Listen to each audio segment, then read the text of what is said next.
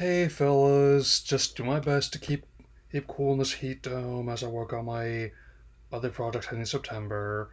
So, with that in mind, I thought I'd give my thoughts on a title I've been really enjoying to find the Kingdom PS Plus. I've had a chance to try it.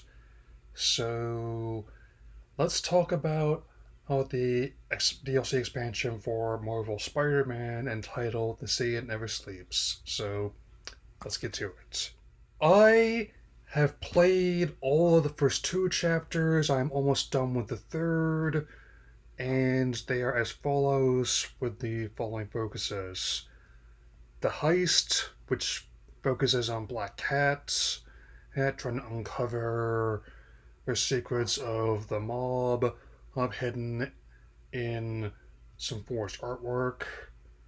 Her Turf Wars, which features Hammerhead and other her mob bosses trying to vie for control in New York City and filling the vacuum of power left by Kingpin and other villains currently incarcerated in the raft. And third, Silver Lining, which Silver Sable returns to New York to settle the score with the Hammerhead and to recover her stolen weapons and resources. Is while her homeland of Symkaria is involved in conflict, which that last one is honestly not a stretch in this day and age, I would say, at all. As a big fan of the base game, I really enjoy how this expansion as a whole builds upon what that game did in terms of how it portrayed the character and also letting them explore like a living, breathing New York City, and how they made it intrinsic to the story, and also how they approach the characters. I mean, of course, Black Cat was another character I was introduced to through the '90s animated show, and I definitely followed Felicia through other incarnations. I'm very much open to the idea of her showing up on screen, even if the initial Silver and Black spin offs never got off the ground, and with the recent retirement of the SSU, likely never will, at least in those incarnations.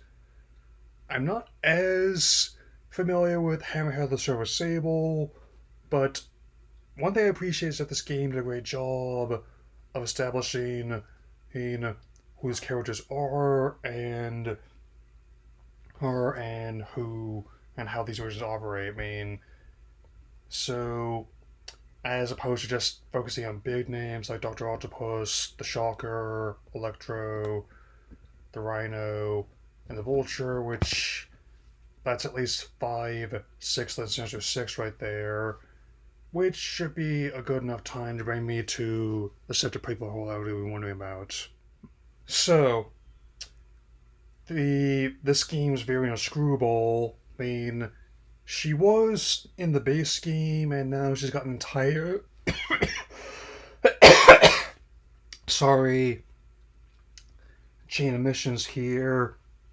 It's expansion. I mean, admittedly, the original version of the character was created decades ago, so it makes sense to at least try to update them for a new generation. And with that in mind, the idea of a supervillain who's also a clout chasing streamer is honestly not a stretch in this day and age.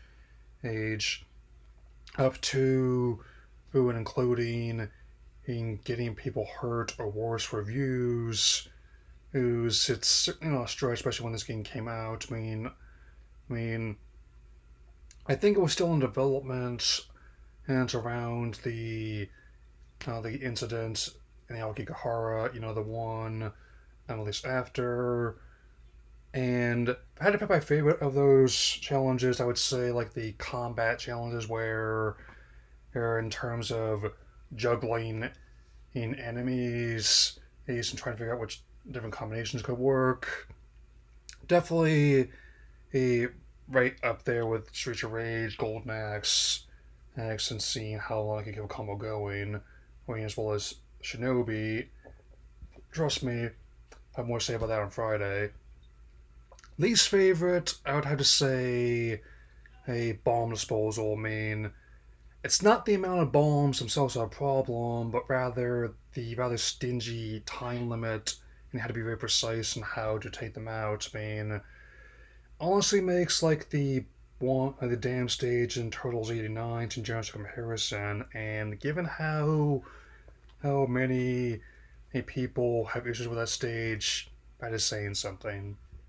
As someone who's going for 100% completion in all three chapters, there's I also really like how it sort of leads into the Miles Morales spin-off, given how Peter her needs some time off and is also training Miles as his companion and eventual successor.